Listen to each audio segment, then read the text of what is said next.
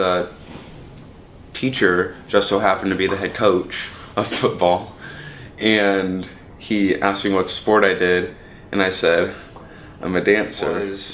Since I had been strictly theater, whenever I first started high school, whenever I joined football, it was a big shock to a lot of people.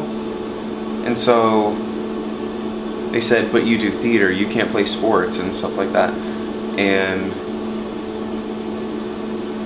I was just kind of like, well, I feel like you shouldn't have to be like limited to one thing when you're in high school. I feel like high school is like a really big growing experience for people, and sometimes it takes people longer to figure out what they like to do.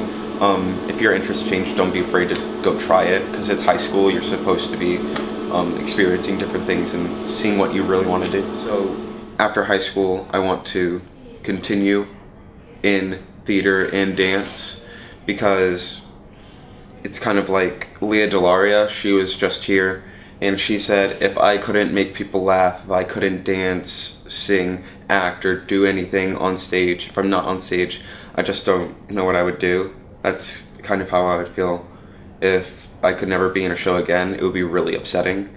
So yeah, definitely Broadway is the goal. Broadway is my goal. So I've always been the comedic actor, or the funny guy, or the romantic guy. So playing the villain in those scenes, it was definitely a big acting experience for me, because we had people from The Lion King on Broadway who were there and like telling me like how to move my body and how to say certain things and how to move the mask and stuff like that. And it was a really big growing experience for me, and working with all these kids who had the same dreams as I do. It was definitely a very humbling experience. Always, even before I started doing theater, I always liked being like the center of attention, I guess you could say. And after she threw me into that first audition, she is actually, well, she sings opera, she loves opera, she has an amazing voice, and she would give me like vocal lessons at home. Whenever I would have an audition coming up, she would work with me on my songs. She would always keep on pushing me. Like whenever I found out about this audition in 2 weeks for Newsies, I told her, and I was like, Mom, I want to keep on going for this show until I get it.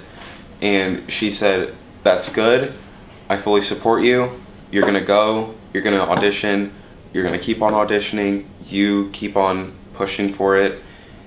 And even when I say like, oh my gosh, I can't do this, I don't want to do this anymore, I'll be like really upset about something, and she'll just like pick me up and keep me motivated so that I can keep on fulfilling my dreams.